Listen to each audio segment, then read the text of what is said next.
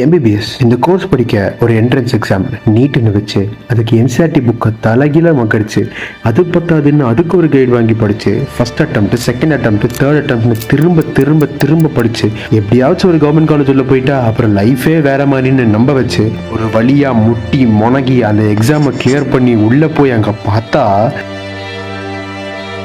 Records, assignment, seniority, exam, culturals, politics, discrimination எவா எல்லாத்தையும் தாண்டி 4 வருஷம் காலேஜை முடிச்சு எப்படியோ ஃபைனல் எக்ஸாம்ஸ்லாம் கிளியர் பண்ணி இன்டர்னா போனா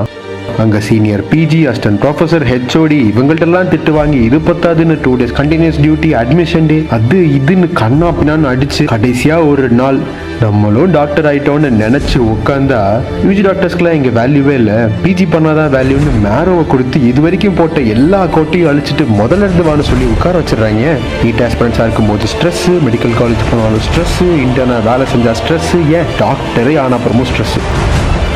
இப்படி எல்லாத்தையும் தாங்கிட்டு பேஷண்ட்டை கேர் பண்ணுற டாக்டர்ஸ் அசால்ட் பண்ணுறது, ஹராஸ் பண்ணுறது, அப்யூஸ் பண்ணுறது, இட்ஸ் ஸ்டில் ஹேப்பனிங். ஆனால் என்ன நடந்தாலும் எல்லாத்தையும் மீறி ஒரு ஸ்டூடெண்ட் நல்லா படித்து டாக்டர் ஆகி ஒரே ஒரு கேஸை டயக்னோஸ் பண்ணி ட்ரீட் பண்ணி அந்த பேஷண்ட்டை க்யூர் ஆகி வீட்டுக்கு போகிறப்போ ஒரு வார்த்தை சொல்லுவாங்க, தேங்க்யூ டாக்டர். அப்போதாங்க தெரியும் இந்த 10 வருஷம் பட்ட கஷ்டத்தோட ஒர்த்து.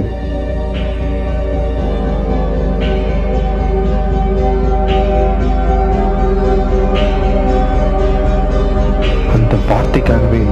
Keep moving forward.